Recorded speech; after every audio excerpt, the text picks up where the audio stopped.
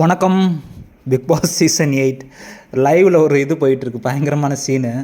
நம்ம ராணி வந்து செம்ம கோவமாக இருக்காங்க, எதுக்குன்னே தெரியல, ஆனால் கோவமாக இருக்காங்க. ஸோ அந்த நாட்டு மக்கள் வந்து ராணியை வந்து சந்தோஷப்படுத்துறதுக்காக ஒரு பாட்டு பாட வராங்க. என்ன பாட்டு பாடுறாங்கன்னா, நம்ம ராஜாவை பயங்கர கலாய்க்கிறாங்க. வணக்கம் ராணி அம்மா, எங்கள் கோமகள் நீ அம்மா, பக்கத்து நாட்டில் தான் ராஜா எதுக்கும்மா அப்படின்னு வந்து பயங்கர கலாய்க்கிறாங்க. ஸோ பார்க்குறதுக்கு நல்லா தாங்க இருக்குது. இதே தாங்க பாய்ஸ் நேற்று பண்ணாங்க. சும்மா அவர் அந்த ஸ்கிரிப்டுக்காக கலாய்ச்சிக்கிட்டு இருந்தாங்க.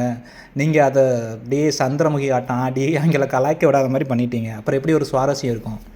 நேற்று வந்து சாச்சனா பண்ணது அந்த டாஸ்க்கு அப்புறம் வந்து என்னை எப்படி கலாய்க்கிறீங்க, நீ பெர்சனலாக கலாய்க்கிறீங்க அப்படி இப்படின்னு எடுத்துக்கிட்டாங்க.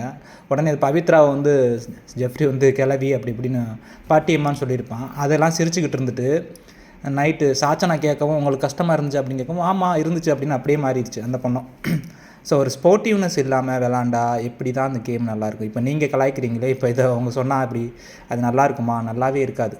ஸோ அதே மாதிரி தான் நைட்டும் வந்து ராணாவை வந்து அவ்வளவு ஆர்ப்பரித்து அவ்வளோ இலக்காரமாக சிரிக்குங்க. அந்த மஞ்சரி, பவித்ரா அண்டு சாச்சனா அந்த டீம் அந்த செங்கோல் அவன் கொடுத்தது அப்படிங்கிறதுனால அவ்வளோ கேவலமாக சிரிக்கிங்க.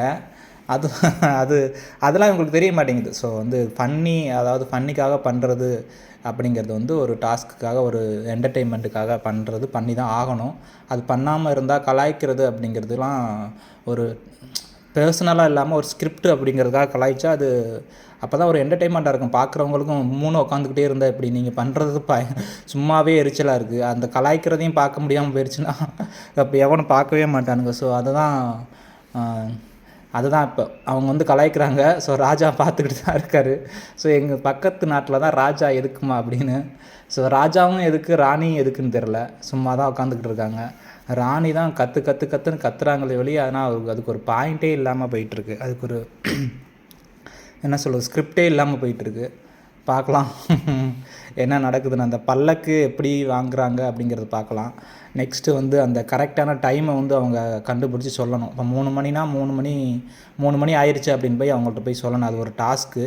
ஸோ அதில் யார் வின் பண்ணுறாங்க, அதில் அரியணைக்கு ஏறக்கூடிய அந்த 3வது படியை யார் வாங்குகிறார்கள் அப்படின்னு பார்க்கலாம். இன்னைக்கு கொஞ்சம் நேரத்தில் தெரிஞ்சிடும். அநேகமாக பாய்ஸ் டீம் தான் வாங்குவாங்கன்னு நினைக்கிறேன்.